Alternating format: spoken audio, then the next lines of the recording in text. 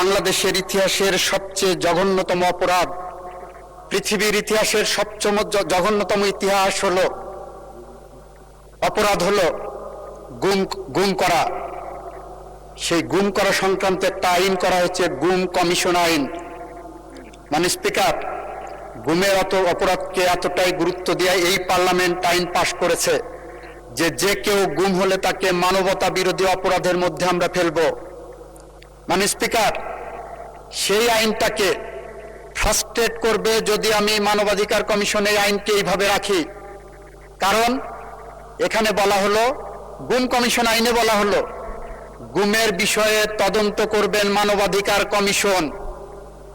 তাহলে মানবাধিকার কমিশন কি করবেন? ওই যে তদন্তের কথা আছে, তদন্তের পরে যে তারপর ওনাদের কাছে পাঠাবেন। এবং গুম কমিশন বলে সেপারেট কোনো কমিশন তৈরি করা হয়নি বা স্কোপ রাখা হয়নি আইনে। গুম কমিশন বলতে যে ডেফিনেশন দেওয়া হয়েছে, সেই ডেফিনেশনের মধ্যে বলা হয়েছে গুম কমিশন মানে মানবাধিকার কমিশন। মানে স্পিকার, আইনের এই অ্যাম্বিগুইটি থাকতে পারে না।